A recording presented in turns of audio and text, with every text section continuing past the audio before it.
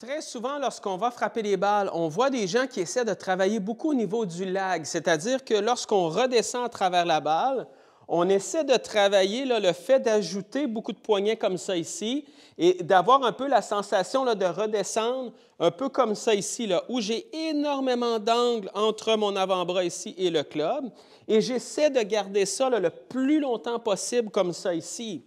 Le fait de travailler un peu cette position-là ici, souvent ce que ça nous donne comme sensation, c'est de travailler deux choses. La première, c'est de travailler la vitesse, parce que plus j'ajoute de poignets comme ça ici, plus j'ai la sensation par la suite qu'à l'impact, parce que j'ai trop de poignets. Donc, plus les poignets vont se libérer à la dernière seconde et je vais aller chercher beaucoup de vitesse. Mais aussi, c'est que ça me donne la sensation que plus je travaille cette position-là, donc à ajouter des poignets à la descente comme ça, bien, plus j'ai la sensation que mes mains vont arriver bien avant la tête de club à l'impact et non pas le contraire comme ça. Par contre, lorsqu'on fait cet exercice-là, souvent ce qui se produit, c'est l'effet inverse. Le fait d'ajouter des poignets comme ça est extrêmement difficile pour le corps à gérer. Je m'explique. Si je redescends et que j'ajoute beaucoup de poignets comme ça, ce que ça fait, c'est que si, par exemple, on parle au niveau vitesse, c'est que oui, j'ai plus de poignets, mais lorsque je vais redescendre ici, ce qui va se produire, c'est que le corps, parce qu'il y a énormément justement de poignets, va devoir les relâcher extrêmement rapidement. Et quand j'ai beaucoup de mouvements comme ça, c'est très difficile pour moi de gérer cette vitesse-là au bon endroit. Donc, d'amener le club à maintenant toucher le sol au bon endroit. Et c'est ça qui est difficile. Oui, dans les faits, lorsqu'on ajoute ça, ça ajoute de la vitesse parce qu'on active un peu ces mains-là. Mais le problème, c'est d'essayer de l'activer, de les activer, en fait, et ensuite de les pratiquement désactiver au bon endroit par rapport au sol. Et ça va nous amener énormément de mauvais contacts parce que c'est très difficile à gérer. N'oubliez pas que le plus important lorsqu'on redescend, premièrement, c'est de sentir un peu le transfert de poids, la rotation de corps, on place les bras correctement et là, on ajoute en plus ces poignets-là qu'on essaie là, vraiment de travailler un peu au maximum pour aller chercher de la vitesse. Et là, ça devient extrêmement difficile. Et le problème, c'est que plus on essaie d'ajouter ça, bien, plus on va avoir de difficultés, en fait, au niveau de nos contacts. Donc, au final, oui, le club va peut-être aller un peu plus rapidement, mais on n'aura pas plus de distance, on n'aura pas plus nécessairement de vitesse de balle parce que le contact va se faire beaucoup plus difficilement parce qu'on n'est pas capable de relâcher nécessairement au bon endroit. Et la deuxième chose, c'est que plus on ajoute de poignets comme ça de façon un peu brusque là, à la descente, lorsqu'on essaie d'ajouter des poignets comme ça, bien, plus on va avoir une face de club qui va être inconstante à l'impact. Plus on va avoir de chances, souvent lorsqu'on fait ça, d'avoir une face de club en fait qui va s'ouvrir ou qui va se fermer parce que les poignets sont quand même difficiles à contrôler. Et tout ça fait en sorte que finalement, lorsqu'on essaie de travailler ça, ça va simplement être beaucoup trop difficile et on n'aura pas nécessairement de bons résultats et souvent on va avoir beaucoup de frustration relié à tout ça. Le plus important, ce n'est pas nécessairement d'en ajouter à la descente, c'est beaucoup plus d'avoir la sensation, en fait, d'avoir une certaine stabilité entre la montée et la descente. Plus les mains travaillent sensiblement de la même façon, donc plus c'est facile pour le corps de gérer un peu cette position-là. Si je monte comme ça ici, naturellement, lorsque j'arrive à peu près à mon demi-swing ici, mes mains vont commencer à bouger, c'est-à-dire que je vais commencer là, vraiment à avoir un angle ici au niveau de mes poignets qui va se former, ce qui est tout à fait normal. Pour certaines personnes, ça va être un peu plus d'angle ici, pour d'autres, ça va être un peu moins. Mais le plus important, c'est de prendre conscience un peu de cet angle-là et surtout de s'assurer que lorsqu'on va monter et lorsqu'on va descendre, c'est qu'on va garder cet angle-là. On n'en ajoutera pas, on n'en enlèvera pas nécessairement, on va s'assurer de garder cet angle-là.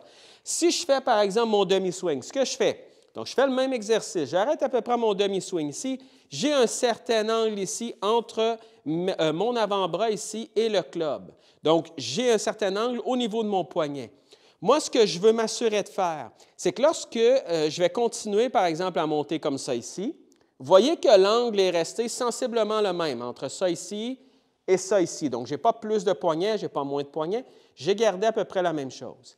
Mais ce que je vais m'entraîner à faire, c'est que je vais m'entraîner à revenir avec cet angle-là à la descente. Si j'ai ça ici à la montée, moi, ce que je veux, c'est qu'à la descente, je veux avoir encore cet angle-là. Je ne veux pas en avoir plus, je ne veux pas nécessairement en avoir moins. Bien sûr, ce n'est pas une science exacte. Si on en a légèrement plus, légèrement moins, c'est correct. Ce qu'on veut enlever, c'est les extrêmes. OK? Donc, je suis ici, j'ai un certain angle, je monte, j'ai encore cet angle-là. Je redescends ici, j'ai encore cet angle-là.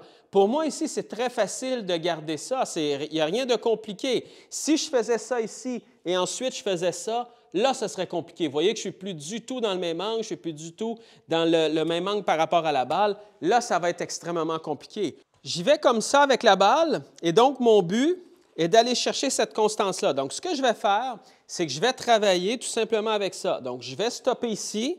J'ai cet angle-là parfait.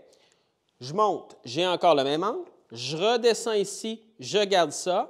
Et cet angle-là, moi, ce que je veux, c'est simplement à partir d'ici, je sais que je peux relâcher à peu près où la balle. Et là, je vais avoir exactement là, le bon contact que je vais aller chercher. Mais plus je fais ça ici, plus c'est compliqué. Donc, plus j'ajoute un angle, plus, OK, là, il faut que j'essaie de travailler à peu près là, à le relâcher au bon endroit. Ce que je fais, je suis ici, je garde cet angle-là, je garde encore et je viens frapper la balle. Et débuter là vraiment avec des petits coups, simplement pour aller chercher cette sensation-là de constance. Souvent, lorsqu'on voit, par exemple, à la télé où certains joueurs ont énormément de lag comme ça ici, bien, souvent, c'est des gens qui ont beaucoup aussi de flexibilité au niveau des poignets, au niveau de leurs muscles, tout simplement. Ils sont extrêmement flexibles. Donc, oui, ils vont avoir tendance à générer un peu plus d'angles, mais souvent, ces joueurs-là même ont beaucoup de problématiques par rapport à ça et essaient d'en enlever. Celui qu'on connaît le plus, là, qui a énormément de problèmes avec ça, c'est Phil Mickelson, qui s'est battu avec ça toute sa carrière pour essayer d'enlever un peu de poignet même à la descente parce qu'il y en avait toujours trop. Et on le voit, lui, là, à la descente, là, qu'il y a énormément d'angles comme ça, mais vous ne voulez pas nécessairement aller chercher ça parce que ça vous amène beaucoup de difficultés. Et moins vous avez de temps de pratiquer, plus cet angle-là, justement, va générer des problématiques.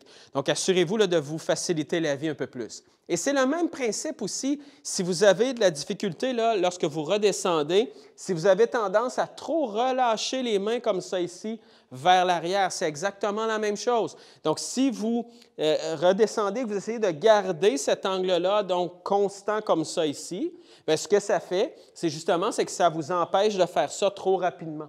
Donc, c'est aussi bon pour le fait d'en ajouter trop ou de relâcher trop rapidement. Je me réinstalle, je vais chercher ça, je stoppe ici, j'ai mon angle parfait, je continue, j'ai encore l'angle, je redescends ici, j'ai encore l'angle parfait, je n'ai rien ajouté, je n'ai rien enlevé. Merveilleux, c'est très facile pour moi à partir d'ici. Et là, je redescends et je frappe la balle. Peu importe le contact, ça n'a pas d'importance, mais je prends simplement cette sensation-là. Une fois que vous avez cette bonne sensation-là, bien, ce que vous pouvez faire, c'est que vous pouvez essayer de frapper quelques balles sans nécessairement faire, par exemple, des arrêts là, en demi-swing, au sommet, ensuite lorsque vous redescendez.